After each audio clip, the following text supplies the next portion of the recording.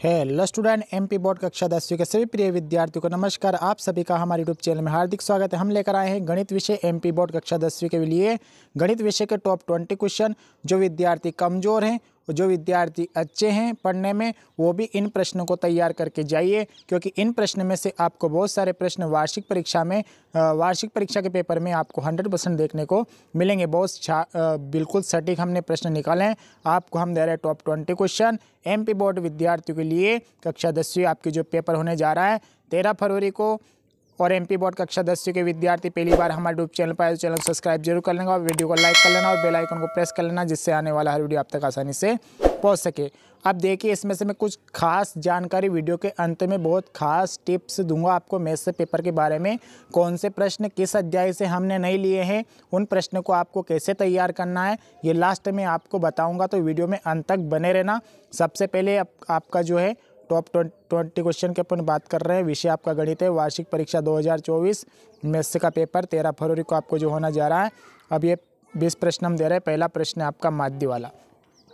अब देखो, 1 to 1 हम चर्चा करेंगे, थोड़ी बहुत अपनी चर्चा में आपको समझाऊंगा और टिप्स ध्यान रखना। एक माध्य वाला सवाल फिक्स आपका 4 नंबर का छपका आएगा पेपर में, माध्य वाला फिक्स। इसके अथवा में एक बहुलक वाला रहेगा। फिर भी हम आपको टॉप 20 क्वेश्चन दे रहे हैं, फिर भी हम वीडियो के अंत में कुछ प्रश्न देंगे, तो आप उनको भी आप तैयार कर सकते हो, लेकिन इनको तो आपको तैयार करना ही है। ये माध्य वाला सवाल है, देख लीजिए, पढ़ूंगा नहीं, सिर्फ आप देखते जाइए। ये दैनिक मजदूरी वाला प्रश्नावली बता दूंगा किस अध्याय से। तो ये जो माध्य वाला है 13 अध्याय से है। कौन सा अध्याय से? 13 अध्याय से है। ठीक है, प्रश्नावली का है 13.1 का। ठीक है, 13.1 का जो सवाल है ये 13.1 का, ये भी बता दूं मैं। 13.1 का दूसरा सवाल है, 13.1 का छठा सवाल है ये वाला।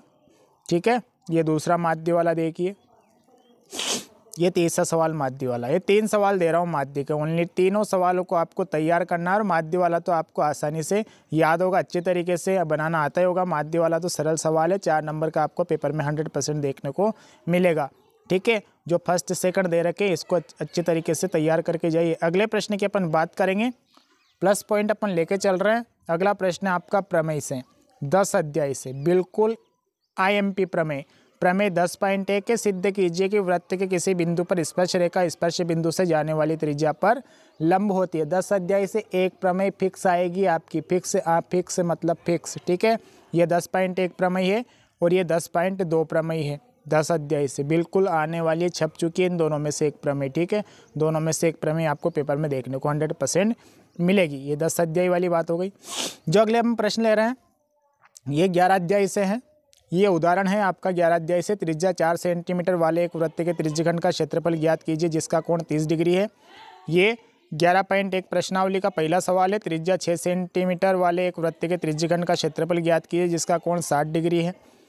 ये जो है 11.1 का सवाल है। एक वृत्त के चतुर्थांश का क्षेत्रफल ज्ञात कीजिए जिसकी परिधि 22 सेंटीमीटर है। अगला प्रश्न हम ले रहे हैं 7 अध्याय से। 7 अध्याय से किस अध्याय के हमने प्रश्न नहीं दिए वो आपको वीडियो के अंत में बताऊंगा, उसमें आपको क्या करना है। ठीक है, ये है 7 अध्याय से। बिंदुओं 2,3 व 4,1 के बीच की दूरी वाला सवाल फिक्स आएगा आपका पेपर में। देखो, संख्या चेंज हो सकती है, लेकिन दूरी वाला सवाल आप अवश्य देख कर जाइए। दूरी वाला सवाल फिक्स आएगा। ठीक है, 7 अध्याय का है। एक तो ये हो गया अपना प्रश्न। दूसरा प्रश्न आपका ये प्रश्नावली है 7.2 का पहला सवाल है। उस बिंदु के निर्देशांक ज्ञात कीजिए जो बिंदु ऋण 1,7 और 4,3 को मिलाने वाले रेखाखंड को 2:3 के अनुपात में विभाजित करता है। और ये भी 7 अध्याय का सवाल है। 11वां प्रश्न दे रहे हैं हम आपको, बिंदु A के निर्देशांक ज्ञात कीजिए जहाँ AB एक वृत्त का व्यास है जिसका केंद्र 2,3 है तथा B के निर्देशांक 1,4 है। चलो, ये हो गए 7 अध्याय के।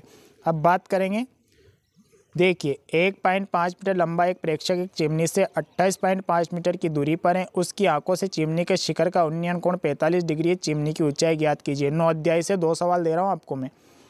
ठीक है, एक तो ये वाला हो गया, उदाहरण है ये उदाहरण है। 9 अध्याय में उदाहरण देख लेना।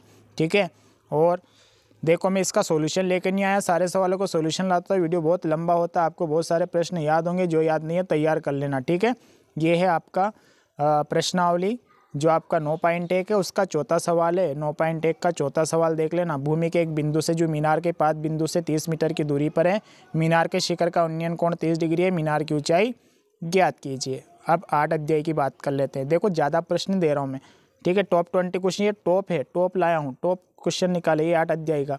यदि साइन ए बराबर 3/4 तो कोस ए और टेन ए का मान परिकलित कीजिए। 8 अध्याय का है ये, ठीक है। 8.2 का पहला सवाल है, sine 60 degree cos 30 degree plus sine 30 degree cos 60 degree का मान निकालिए। अगला सवाल है आपका 8.2 का ही है, ये भी 16वां सवाल। 2 टेन वर्ग 45 डिग्री प्लस कॉस वर्ग 30 डिग्री माइनस साइन वर्ग 60 डिग्री का मान निकालिए। 17वें प्रश्न की बात कर ले, अध्याय 1 से भी हमने निकाले हैं। ये है आपका जो है सिद्ध करने वाला, दर्शाइए कि 5 ऋण करनी 3 एक अपरिमेय संख्या, एक अपरिमेय संख्या वाला सवाल फिक्स छप कर आएगा पेपर में, ठीक है। ये हो गया अपना, ये एक अध्याय के है 1.2 के, ठीक है। 1.2 का है, ये 1.1 का है। सवाल जांच कीजिए क्या किसी प्राकृत संख्या n के लिए संख्या 6 की घात 1 अंक 0 पर समाप्त हो सकती है। देखिए थोड़े से मैं 22 प्रश्न लेकर आया हूँ। 20 प्रश्न की हमने बात की थी, बट 2 अध्याय से भी हमने 2 प्रश्न ले लिए हैं, अच्छे प्रश्न थे इसलिए, ठीक है। HCF 306,657 बराबर 9 दिया है। LCM 306,657 ज्ञात कीजिए। लास्ट में आपको बहुत अच्छी जानकारी देने वाला हूँ, वीडियो पर सभी बने रहना। संख्या 12,15 और 21 का अभाज्य गुणनखंड विधि द्वारा HCF और LCM, यहाँ पर पॉइंट समझना इसको। HCF वाला सवाल फिक्स आ सकता है, ये वाला प्रश्न आया तो इसमें सिर्फ आपसे HCF भी पूछा जा सकता है सिर्फ, और आपसे सिर्फ LCM भी पूछा जा सकता है, या दोनों पूछ सकते हैं, कोई फिक्स नहीं। और संख्या चेंज हो सकती है, इसमें इंपॉर्टेंट वाली बात नहीं है। देखो संख्या चेंज करके दे सकते हैं, HCF वाली कौन सी भी संख्या बन सकती है, ठीक है। ये सवाल तो आपको आसानी से याद होगा, बिल्कुल ईजी क्वेश्चन है और फिक्स आना है परीक्षा में, ठीक है। अब 2 अध्याय की बात कर लेते हैं। यहाँ से 2 नंबर का एक सवाल आपका फिक्स बनेगा। एक द्विघात बहुपद ज्ञात कीजिए जिसके शून्यों का योग तथा गुणनफल क्रमशः ऋण 3 और 2 है। ये उदाहरण है और ये भी उदाहरण है।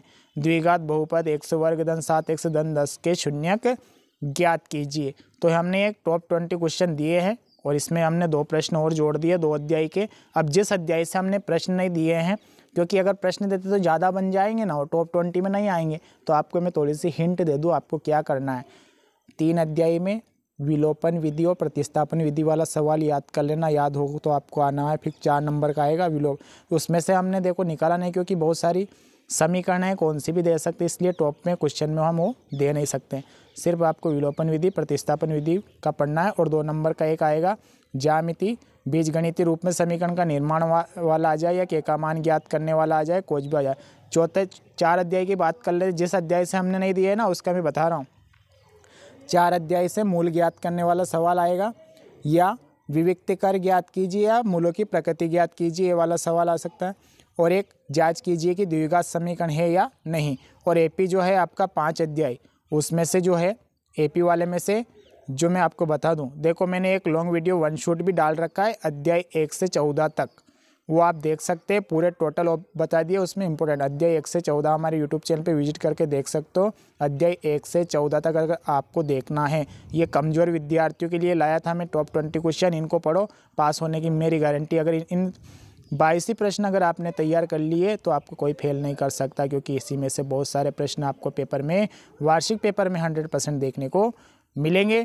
तो प्यारे विद्यार्थियों, इन प्रश्नों को तैयार अवश्य करके जाइए। IMP समझ के इनको पढ़ना भूलना मत, ऐसे ही मत जाना कि सर ने ऐसे दे दिए। हमने बहुत मेहनत से इन प्रश्नों को आपकी तरफ दे रहे हैं, तो आप अच्छे से इनको तैयार करना, ठीक है। क्योंकि मैं भी एक मैथ्स टीचर हूँ, मैथ्स पढ़ाता हूँ, 10th की, बहुत सालों से मैथ्स पढ़ा रहा हूँ, और MP बोर्ड का अच्छा खासा नॉलेज है कि कौन सा प्रश्न कहाँ पर कब आता है। तो प्यारे विद्यार्थी, इन प्रश्नों को तैयार करके अवश्य जाइएगा, क्योंकि इसमें से बहुत सारे प्रश्न आपको देखने को मिलेंगे।